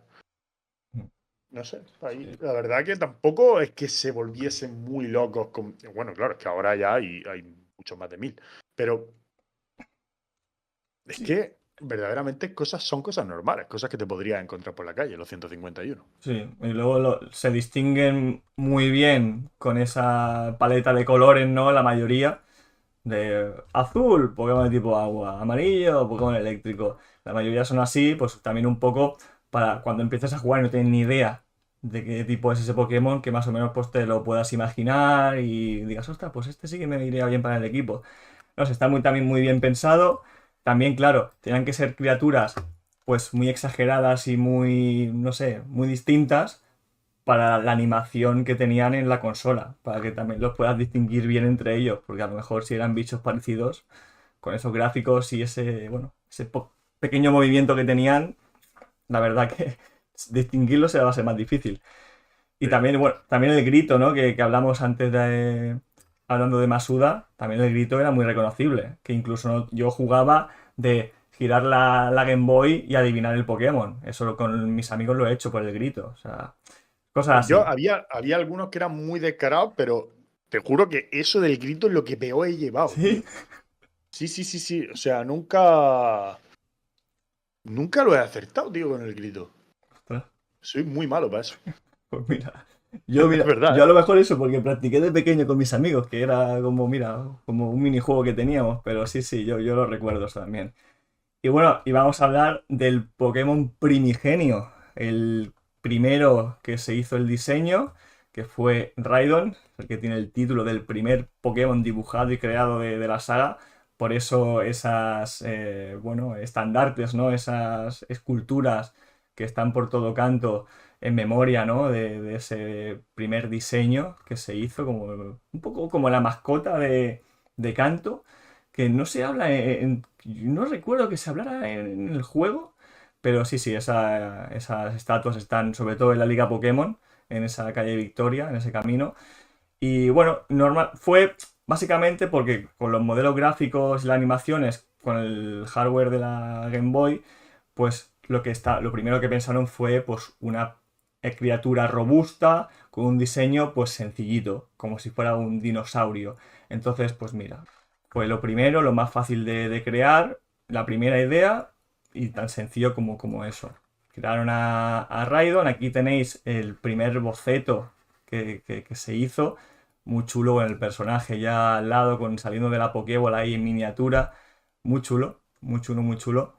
Y bueno, pues a partir de aquí, pues ya empezaron a ir saliendo los 150 que faltaban, pues con todo lo que ha dicho Frank, con todas esas ideas.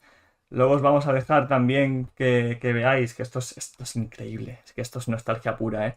Los diseños de Pokémon rojo y azul, de los sprites, de cómo se veían dentro del juego. Ya diréis en comentarios los que más os sorprendan, pero ostras, yo por ejemplo... Yo quiero que me digas cuál sería tu equipo, visto estos sprites, por que te gusten, ¿eh? No por... Ya no porque sean mejores o peores. Pues mira, a mí el diseño de Charizard me gusta mucho, ¿eh? Mira, como inicial me pillo a Charizard. La verdad que Golbat me hace muchísima gracia. Y venga, lo voy a coger. Luego a mi Machamp lo tengo que pillar. La verdad que también me gusta mucho el diseño. Venga, ya tengo 3. Como agua. Venga, Kingler. Kingler también me parece muy curioso y imponente. Da bastante respeto. Está Mr. Mime, qué mal rollo da el bicho. Ostras, Execute también, también tiene Pero, su mira. Jordi, esta puede ser, yo creo que es la de amarillo, ¿eh? No, estas son las de rojo y azul, pero con color. Estas son Vale, con vale, color. vale. Y ahora también os pondremos las de Ahora, Pokémon vale, vale, amarillo. vale. Sí, Vale. es Es que claro. me he confundido porque al verla en color, digo, no Sí, lo sé. sí, Vale. sí. Son en color. Aquí los han pintado. Pero claro, en el juego estaban en blanco y negro. Pero sí, sí, ¿Y qué más? estas. ¿Y qué más? Me quedo, venga, con Mewtwo me lo tengo que quedar porque me encanta. Y ostras, el Porygon parece un pato. Venga, me quedo con Porygon. Me hace gracia. ¿Tú qué tal? Venga, ¿qué te queda? Eh, lo del Squirtle, que sinceramente parece retrasado en primera forma, Sí, por el sí. amor de Dios, es que eso lo recuerdo, es que era feísimo, tío. Yo no sé, es verdad que le hicieron bullying a Bulbasaur, tío, pero me parece que dibujado, Sí. me parece el mejor inicial de los tres, Me sinceramente. lo puedo creer, sí, sí. Ay, qué bueno. De hecho, me quedo con Venusaur, me acuerdo espectacularmente bien cómo se ve ese Ninetales, se ve precioso. Ujú. Me quedo con Nidoking y Nidoqueen, me quedo con los dos, porque los llevé a los dos en el equipo. Ostras. Me quedo con Gengar, lo siento. En Gastly es increíble, ¿eh? O sea, lo de Sí, Gastly sí, es. lo de Gasly era una locura. Muk me gustaba mucho, Mm, Muk me gustaba mucho, Alakazam me gustaba mucho, pero me voy a quedar con Aerodáctil. muy guapo también. Me voy a quedar con Aerodáctil. Sí, muy. Bueno, ya estáis viendo la imagen. Es que es realmente increíble. La verdad, había muchos que estaban muy chulos. Gyarados también Pues, está guapísimo, impone mucho. Hipno, sí, ya ahora Hipno. A la Kazan, ya te digo, la Kazan estaba precioso. Eevee también tiene problemas. Le pasa algo a Eevee. No se tiene. Sí, Las- Eevee se veía fatal. Y el Arbok también se veía imponente. Jinx aquí sigue siendo con tonalidades oscuras, que ya sabéis mucho el problema que hubo, que tuvieron que cambiarle el tono de piel. Pues que eso, cosas de la primera generación. Increíbles los diseños. O sea, cada vez que hay algunos que dan, pues miedo, miedo puro. Luego también os pondremos, ahora sí, los de Pokémon amarillo, que Vaya cambio. hay cambios. Ahora aquí Squirtle ya no es Aquí sí, retrasado. es que tiene sentido. Es que de verdad no tiene sentido la primera. Sí, sí, sí. Luego aquí, mira, ¿ves? Aquí ya Jinx tiene las dos versiones. Aquí ya está con la tonalidad lila. Ya hubieron algunos cambios. Bueno, pensar que, claro, que estos primeros pues no tenían colores. Aquí os los hemos enseñado así pintaditos, para que queden más monos, pero en el amarillo ya sí que tenían color. Pero están muy chulos, muy chulos. La verdad que eso, nos tenéis Sí, que aquí hacer. cambian bastante aquí los diseños, ¿eh? Sí, sí, sí, sí, sí. Cambian mucho. Aquí algunos ya no son tan siniestros, están un poquito más No, definidos. a mí me gusta mucho Primic, me gusta mucho. Es que Ninetales y Arcanine, tío, me parecen dos Pokémon tan impresionantes. Ujú. Sí, sí, están muy chulos. Así que en comentarios ponernos ahí vuestro sextete de la primera generación por diseño, simplemente por diseño. Y ahí un poquito por nostalgia a la gente que la haya jugado en la época. Y así nos lo pasamos bien ahí leyéndoos. Muy bien, pues ya que hemos hablado de los Pokémon, vamos a hablar de cómo fue, qué éxito tuvieron estos primeros juegos. En Japón, ya cuando se lanzaron estos videojuegos, pues ya la industria del videojuego estaba ya un poquito en auge, pero claro, no existía así nada como Pokémon. Sí que había JRPGs, pero tal y tal como se presentó Pokémon, pues no había competencia, podríamos decir. Entonces, claro, pues salió muy bien, salió muy bien. También, pues claro, los juntaron, fueron muy listos y aparte de los videojuegos, pues salió el anime, salieron las cartas, el merchandising. Bueno, eh, conclusión, éxito absoluto. Entonces, claro, vamos a ver cuánto vendieron estos juegos, porque a lo mejor es que nos tenemos que situar que estamos en el 90 y poco, o sea, el 90 y muchos y 2000, que a lo mejor pensáis que son pocas cosas, o sea, pocas unidades, pero estamos hablando de hace muchos años, ¿vale? Solo en Japón, Pokémon rojo y verde vendieron más de 10 millones de copias. Solo en Japón, ¿eh? Luego, cuando salieron en el resto del mundo, que también fue un éxito, sumaron entre todo 31.380.000 copias. Perdón, 31.380.000 Ah, copias. eso me cuadra Ah, más. es que ya me estaba liando con los números. Una locura, ¿eh? Una locura. Qué barbaridad. O sea, 31 millones y medio casi. Una maldita locura. Que si nos vamos al ranking de la Game Boy, se posiciona en el top 2. Porque el top 1, por poquito, se lo lleva Tetris, como no, con 35 millones de copias. Y luego, ya que hemos hablado también de Pokémon Amarillo, también se queda en un muy buen puesto en el top 5 de la Game Boy, con 14.640.000 copias. Madre mía, ¿eh? O sea, que si sumamos los 31 con los 14, rozando los 50 millones de copias, ¿eh? Aquí ya empieza la gente a decir, bueno, está bien, pero sí, pero venden la mitad. A ver, sí que si si lo separas, te puedo decir que al final, porque rojo y azul, si lo que digo, si los separas, pues es más o menos las mismas ventas que tiene Pokémon Amarillo, aprox.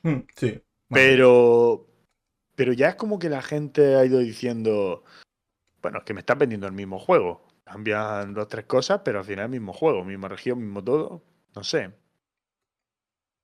Porque ya al final es la mitad de venta, ¿eh? Bueno, a mucha gente le pasó, ¿eh? Que pensaban que eran juegos diferentes, con historias diferentes, y cuando se encontraron, se juntaron con los amigos, es prácticamente lo mismo. Que ahora hablaremos Hombre, de... pero sí es verdad que era mucho más vacilón. Es decir, nada más que solo el ver los colores dentro de las ciudades Claro. variaba mucho. No es lo mismo verlo todo rojo o verlo todo azul que verlo y cambiando los colores. Cambiaban muchísimo, Sí, pero sí, sí. muchísimo. Y luego los sprites, lo que hablábamos, que se notan muchísimo. Y lo del el Team Rocket, por ejemplo. Ujú. ¿No? Habían cosas que hacía que la experiencia de juego sí variase de amarillo a rojo. De hecho, variaba bastante. No, se notaba, se notaba, se notaba. Lo que, claro, lo que mucha gente, eso es lo que le pasó, que se compró rojo, se compró azul, pensando que eran juegos diferentes, o con algo, bueno, una historia totalmente diferente, y no, solo había pequeños cambios, que ahora hablaremos, pero sí, Bueno, pequeños cambios que en ese momento marcaban la diferencia. Es sí. decir, te digo algún cambio más, así simplemente sin pensar mucho, Ujú. y era ya el elegir los iniciales. De hecho, Sí. aquí tendrías que buscarte las mañas para poder conseguir a los tres iniciales. Aquí te los dan, Ujú. al final los vas consiguiendo, y tu inicial es Pikachu. Sí, sí, sí. Y no había tu tía, tenías que coger a Pikachu y ya está. Claro, a eso me refiero. Sí, sí, sí, sí. No, no, cambios interesantes que hay gracias al anime, lo que nos dio. Vale, Fran, pues ahora toca a ver esos intercambios no chulos, esas diferencias entre, bueno, rojo y azul. Cuéntanos un poquito. Los jugadores de Pokémon rojo y azul necesitaban un cable link para intercambiar Pokémon entre ellos y así completar la dichosa Pokédex, lo cual promovió la interacción social. Esta característica fue revolucionaria para la época, ya que antes los juegos nos ofrecían la posibilidad de interactuar con otras personas de manera, que no te ofrecían, ¿no? Quiero decir, no te ofrecían la posibilidad de actuar de forma directa con otra persona, simplemente con un cable. El concepto de intercambio y completar la Pokédex fue fundamental para el éxito del juego y ha sido uno de los pilares de la saga en sus inicios. Fue una manera de crear comunidad y hacer que los jugadores se conectaran para compartir sus experiencias. Pokémon exclusivos que teníamos en Pokémon rojo, que era el mío, yo gracias a Dios, mi hermano tenía el Pokémon azul, apenas jugaba, o sea que me lo pasé yo también. Era Ekans, Arbok, Oddish, Gloom, Beeblebloom, Monkey, Primic, Growly, Arcanine, Scyther y el Estabus. A lo mejor por eso quería tanto al Ninetales, porque no lo podía conseguir de primera. ¿Puede ser? En Pokémon Azul teníamos a Sandrew, Sandlass, Vulpix, Ninetales, Meowth, Persian, Bellsprout, Weepinbell, Victreebel, Magmar y Pinsir. Viendo estos dos, Jordi, así a buen tirón, ¿tú cuál cogerías? ¿El rojo o el azul? Si no tuvieras posibilidad de intercambio ahora mismo con un colega. Yo voy con rojo porque me gusta más Arcanine que Ninetales. Scyther me gusta más que Pinsir, por ejemplo, y Electabuzz me gusta más que Magma, así que ya solo por esos 3 me voy con rojo. Yo creo que si ahora me lo hubiera tenido que pensar, cuidado, porque es que me gusta mucho Pinsir, me gustaba muchísimo Sandlash, me gustaba muchísimo Victreebel. Bueno, y ya he dicho que Ninetales, es que yo creo que me equivoqué de versión por completo, ¿eh? Mira que hay muchos que me gustan, que Primic me gusta, que tal, pero no sé.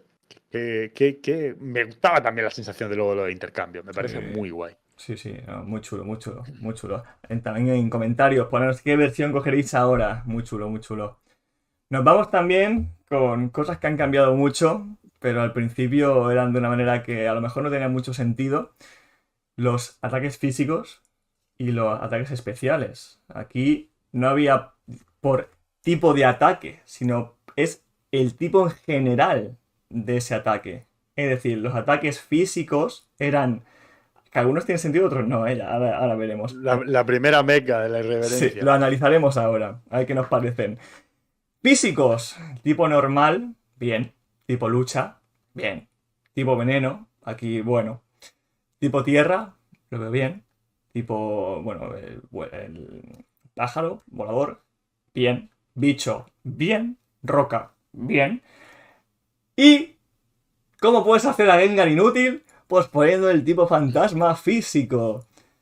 What the fuck. O sea, bueno, pues nada está. El único Pokémon fantasma que tiene la generación, buen ataque especial, pones ese tipo físico. ¿Por qué?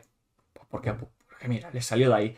Luego nos vamos a los especiales, que son los elementales, fuego, agua, eléctrico, dragón, planta, hielo y psíquico. Que de aquí pues todos tienen su o aquel, el dragón, bueno, puede ser un poco más polémico, pero todos los demás te los compro.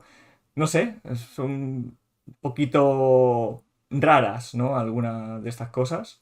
Curioso que los 3 iniciales sean especiales. Mm. Sí, sí, sí.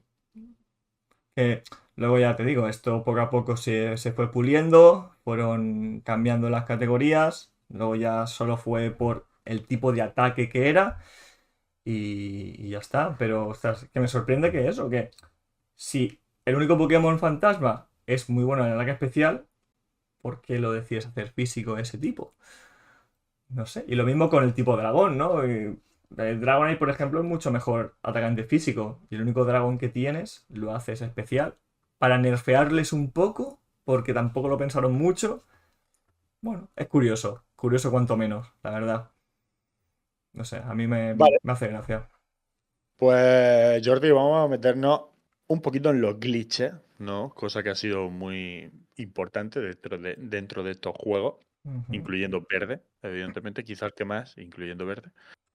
El rendimiento de estos juegos era bueno para la época, pero una cosa que ha caracterizado han sido los glitches. Hasta la fecha hay 80 oficiales y muchos más que no estarán registrados. Ejemplo. En el bosque verde hay trozos de hierba en los que nunca aparecen Pokémon por fallos de programación.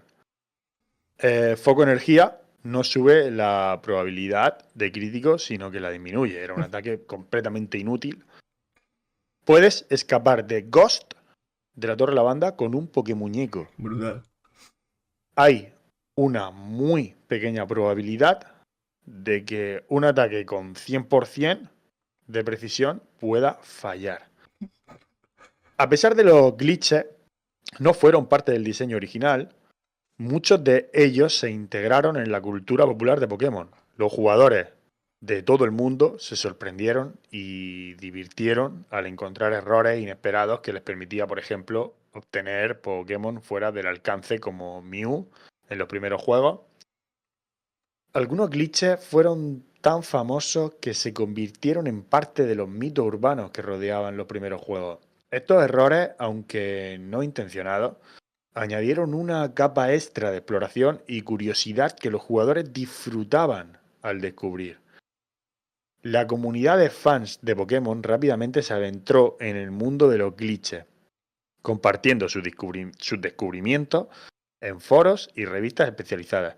Algunos de estos errores fueron celebrados por los jugadores ya que se convertían en una forma divertida y no oficial de romper las reglas del juego. Los jugadores encontraban una forma de obtener al Pokémon Mew sin tener que esperar a un evento especial o que lo distribuyeran, utilizando un conjunto específico de acciones en el juego. Aunque Game Freak nunca planeó que Mew estuviera disponible de esta manera, la comunidad lo consideró un secreto divertido.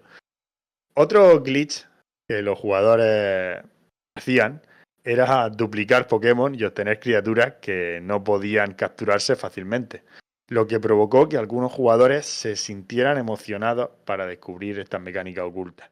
Me acuerdo del momento de intercambiar y quitar el cable link en el último segundo, y eso podía haber dos opciones, bueno, tres: que no haya pasado nada y todo perfecto, que pierdan los dos Pokémon o uno de ellos, o que se duplicaran. Eso era maravilloso, era una bonita lotería. Claro, Game Freak no pudo evitar que los jugadores encontraran y exploraran estos glitches, pero más tarde se dieron cuenta de que no todos los errores eran negativos, ya que algunos alimentaban el entusiasmo por el juego y lo mantuvieran en boca de todos. Ninguna publicidad es mala, ¿no? Como se suele decir. Sí, la verdad que, bueno, y ha alimentado muchos rumores, ¿no? Es que ya está tan mítico, ¿no? Lo del Mew y el camión. Si tú supieses la hora y las maneras que he pensado, nunca he pensado tanto ni en el colegio, ni en el instituto, ni en ningún sitio he pensado tanto con cómo llegar a esa maldita camioneta en la que todos teníamos un amigo de un amigo de un amigo que había llegado y lo había conseguido ahí.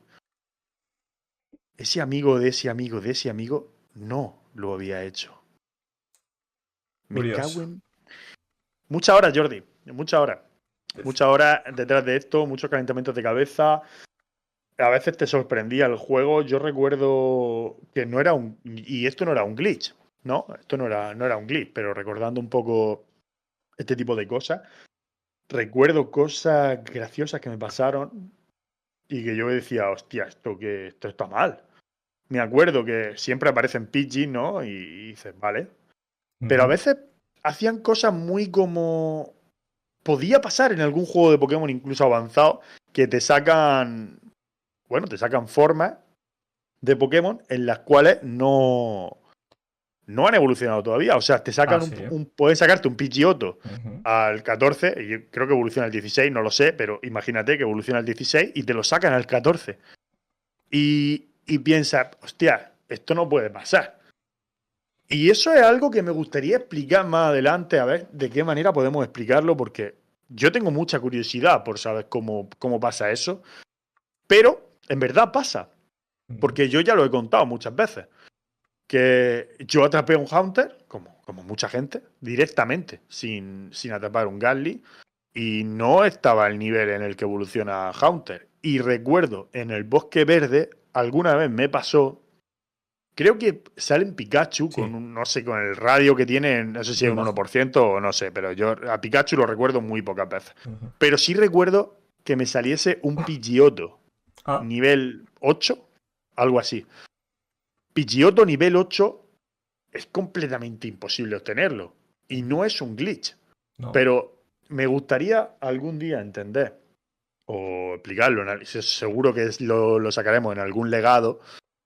Porque después eso me hace entender que si un líder de gimnasio tiene un Pokémon que evoluciona más tarde, pero él ya lo tiene evolucionado, también tendría sentido que lo pudiese atrapar así. Sí. ¿No? Porque al final no lo cuentan como un glitch, pero sería un glitch. Sí, son Pokémon imposibles de conseguir de manera, digamos, por nivel. Sí.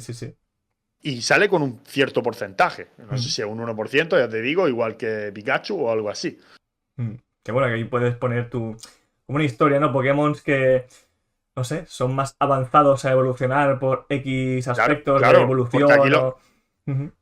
Aquí lo tienes que hacer por nivel, porque hay un control, pero en el anime, verdaderamente así. Cuando el Pokémon está más fuerte o se siente más fuerte, evolucionan. No creo que sea a llegar al nivel 36.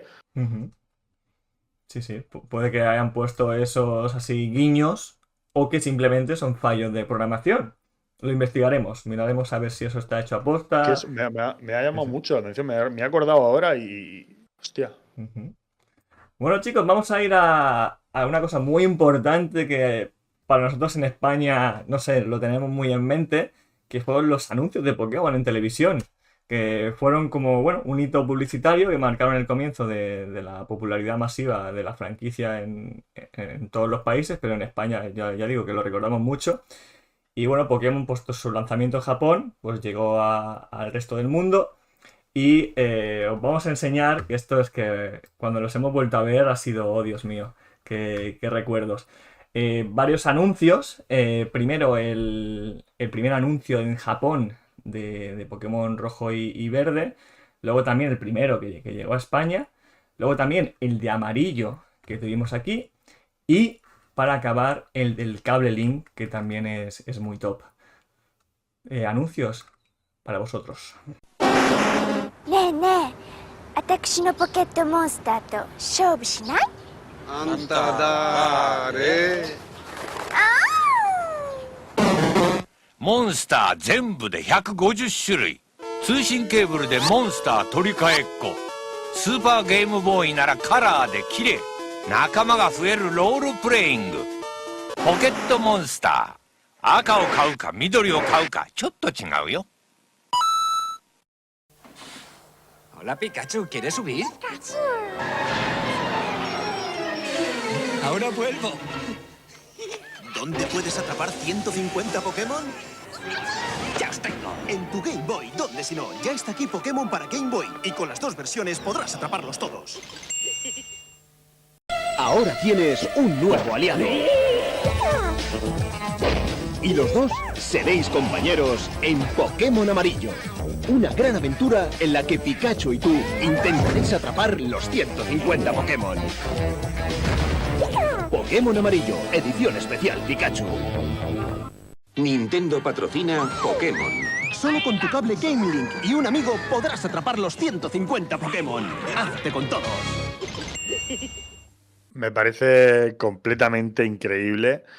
Nacho, qué nostalgia. Mira, yo hay algunos que recuerdo, ¿no? El de amarillo lo recuerdo más vagamente, pero el del cable Link lo recuerdo, tío, porque ya era como decir, qué aburrimiento de ver este anuncio, porque lo daban cuando, bueno, yo recuerdo, a lo mejor estaba en más cadenas, ¿no? Pero yo lo recuerdo verlo en el intermedio en los anuncios de Pokémon, cuando lo estaban dando en Telecinco, y era, no sé, 8 de la mañana, 9 de la mañana, un sábado o un domingo, y me acuerdo perfectamente del anuncio, pasando de ventana a ventana. Hostia, que de hecho, mira, te puedo decir que lo daban o 2 anuncios antes o después de las de Oreo. Es que me acuerdo perfectamente. Que la galletita. Para que te hagas una idea. Sí, para que te hagas una idea. 2 niños dando vueltas, porque no sé qué, de la Oreo, y después el anuncio del cable Link. Y joder, tío, qué nostalgia, ¿sabes? Ahora es como verlo y decir, Sí. increíble. Yo no veo anuncios de Pokémon actualmente. Es verdad que la tele la veo muy, muy poco. No sé si seguirán dando o no, pero ¿qué pasa, tío? Y además lo daban estando la serie puesta. Una cosa que no ha cambiado en todo este tiempo es que, ostras, el objetivo de Pokémon en realidad no es capturarlos a todos, que bueno, que también es ser el más fuerte. Y en todos los anuncios, en todos los eslogans, en todo es capturaos a todos. Es curioso, ¿no? Porque parece un juego de coleccionismo y no, es de ser el más fuerte y de llegar a la cima. Pero bueno, que también, que sí, que es uno de los pilares más importantes, pero que no está dentro de la historia, tenerlos a todos, entre comillas, me entendéis. Pero sí, que solo el eslogan era capturados a todos, y los anuncios todo de la obra, ¿no? De irlos cogiendo, no sé, muy con guay. todos. Hazte con todos. Pues, Jordi, dicho esto, vamos a hablar un poquito de los precios. Dineros. Y es que en Japón, cuando Pokémon Rojo y Verde fueron lanzados en 1996 para la Game Boy, el precio aproximado era de 4.800 yenes por cada juego. Este precio es comparable al costo estándar de los juegos para Game Boy en ese momento, lo que equivalía a unos 30 euros de ahora. Ojalá. Como está Nintendo ahora, ojalá. Sí. Precio en España. Eran el del 99, año 2000. En España, Pokémon Rojo y Azul aunque el precio podría haber variado según la tienda y las promociones locales, eso también pasa ahora, recuerdo, los juegos generalmente se vendían a un precio aproximadamente de 4.500 a 5.000 pesetas, que esto equivale pues a unos 27, 30 euros. El precio era bastante similar al de los juegos populares de la Game Boy que habían para esa época. Bueno, Jordi, los precios igual, fíjate cómo ha cambiado la cosa. La inflación. Fíjate cómo ha cambiado la cosa. Aunque he pasado tantos años, es verdad que ha subido mucho, pero es que todo ha subido mucho. Sí, o sea, que no se lo podía permitir todo el mundo tampoco para la época, 30 euros. Pero para que me entiendas, es lo que te estoy diciendo. 27 o 30 euros era mucho dinero para esa época. O sea, yo te digo, mis padres no podían permitírselo. Sí. Y de hecho, para que tú veas, la revista Nintendo valía 450 pesetas. Ostras. O sea, para que hagáis un poco una idea. Y esa revista ya era cara para la época. Ya era una revista que dice, hostia, todo el mundo no la podía comprar. Y mira que las cosas del kiosco en esos tiempos era bastante barato todo. Pero no, ya la revista cogía estatus. Sí.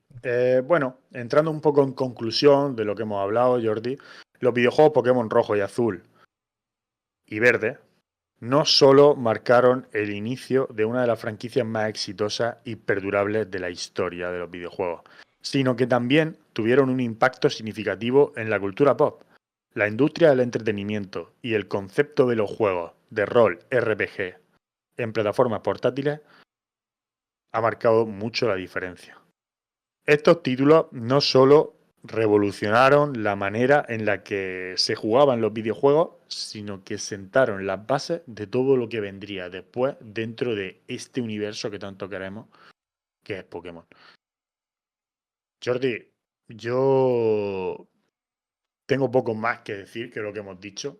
Episodio muy nostálgico, muchas cosas que repasar y muchas cosas que se quedarán en el tintero. Esto, volvemos a decirlo, es un ejercicio que lleva mucho tiempo prepararlo. Parece una tontería porque aquí lo cuentas en 1 hora 40 o 2 horas, o 2 horas y poco, lo que sea. Llevamos mucha grabación, luego hay que hacer cortes, hay que hacer cosas, pero es nostálgico, ¿sabes? Que es lo que te digo, que sí, que siempre se quedarán cosas porque no somos perfectos, evidentemente. Hemos sacado toda la información que hemos podido al menos verificar. Es bonito, yo creo que para la gente que jugó en la época y para la gente que no pudo llegar a jugar a estos juegos originales, tanto para aprender si no lo han jugado o para recordar para lo que lo hayan hecho. Así que espero que este viaje al inicio de la franquicia os haya gustado. Muchos temas quedan, muchísimos diría, así que os esperamos en un legado de los 151 parte 3. Os mandamos un abrazo muy muy grande desde Murcia y otro más grande todavía desde Barcelona. Un beso, este es vuestro canal, suscribiros y nos haréis muy muy felices. Sed buenos, chao.